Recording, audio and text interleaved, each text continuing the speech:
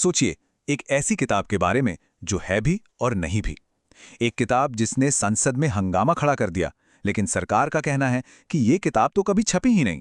आज हम एक पूर्व सेना प्रमुख के संस्मरण से जुड़े इसी अजीब से रहस्य की परतों को खोलेंगे। ये कहानी राजनीति, राष्ट्रीय सुरक्षा और कुछ अनकहे सच से जुड़ी हुई है। कहानी की शुरुआत होती है भारत की संसद से, जहां रक्षा मंत्री राजनाथ सिंह ने एक खुली चुनौती दी। उन्होंने साफ साफ कहा कि जिस किताब को लेकर इतना बवाल मचा है वो तो मौजूद ही नहीं है। ये एक ऐसा बयान था जिसने एक बड़े राजनीतिक ड्रामे की नींव रख दी। और यहीं से मामला दिलचस्प हो जाता है। एक तरफ सरकार कह रही है कि किताब है ही नहीं, और दूसरी तरफ विपक्ष के नेता उसी किताब को हाथ में लेकर सबके सामने दिखा रहे हैं। ये कैसे हो सकता है?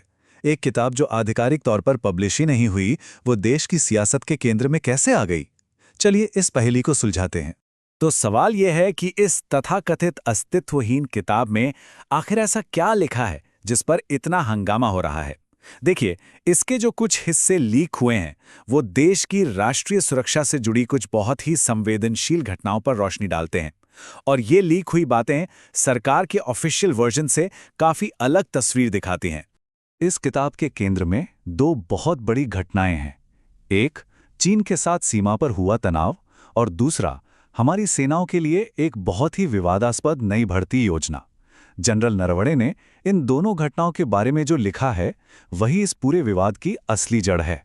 पहला बड़ा खुलासा अग्निपथ योजना के बारे में है। जैसा कि इस टेबल में साफ दिख रहा है, जनरल नरवणे का जो ओरिजिनल आइडिया था वो आखिरी योजना से बहुत अलग था। सेना चाहती थी कि 75% सैनिकों को रिटेन किया जाए, लेकिन आखिर में इसे घटाकर सिर्फ 25% कर दिया गया। नरवणे लिखते हैं कि ये बदलाव नेवी और एयरफोर्स के लिए एक बोल्ट फ्रॉम द ब्लू, यानी एक बड़ा झटका था। इससे पता चलता है कि इतने बड़े फैसले पर पर्दे के पीछे काफी असहमति थी। अब आते हैं दूसरे और शायद इससे भी ज्यादा विस्फोटक खुलासे पर। ये हमें साल 2020 में चीन के साथ सीमा पर उस तनाव भरी रात में ले जाता है जब दो न्यूक्लियर पावर वाले देश जंग के मुहाने पर खड़े थे। 31 अगस्त 2020 की रात भारत और चीन के सैनिक आमने सामने थे, उंगलियां ट्रिगर पर थीं। जैसा कि ये टाइमलाइन दिखा रही है, घंटे बीतते जा रहे थे।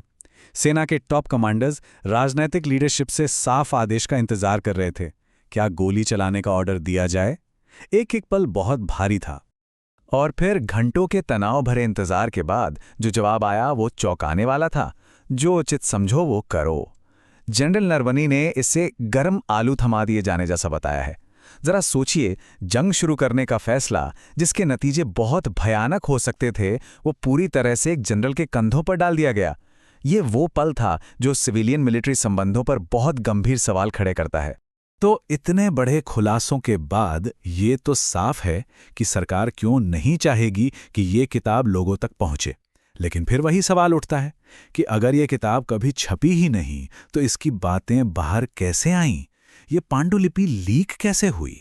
इस पहेली का जवाब छिपा है उपलब्ध यानी अवेलेबल होने और प्रकाशित यानी पब्लिश होने के बीच के एक बारीक फर्क में।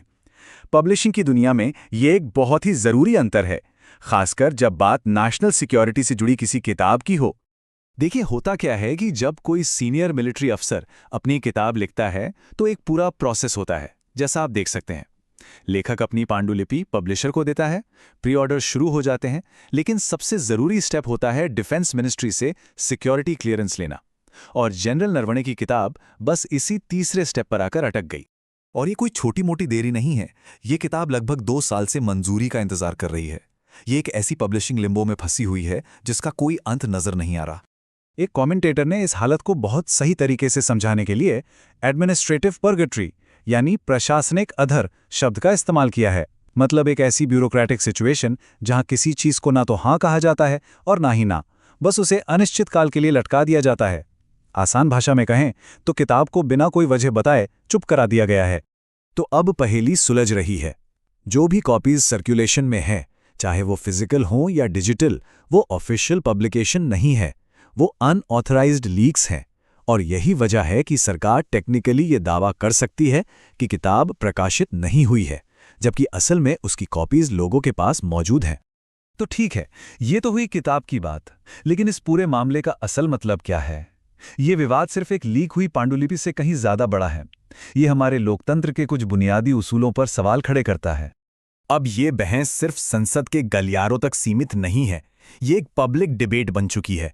ये हमें पारदर्शिता, जवाबदेही और सूचना पर नियंत्रण जैसे जरूरी मुद्दों पर सोचने के लिए मजबूर कर रही है। और ये हमें कुछ बहुत जरूरी सवालों के साथ छोड़ जाता है। राष्ट्रीय सुरक्षा और जनता के जानने के अधिकार के बीच संतुलन कहाँ होना चाहिए? और सबसे बड़ा सवाल, जब देश पर संकट आता है तो लिए गए फैसलों की आखिरी जवाबदेही किसकी होती है? आखिर में ये पूरा किस्सा हमें एक बड़े सवाल के साथ छोड़ जाता है। जब देश का इतिहास लिखा जाता है तो ये कौन तय करेगा कि कौन से पन्ने शामिल किए जाएंगे और कौन से फाड़कर फेंक दिए जाएंगे? ये एक ऐसा सवाल है जो सिर्फ इस एक किताब के बारे में नहीं, बल्कि इस बारे में है कि हम एक देश के तौर पर अपनी कहानी को कैसे देखते और समझते हैं।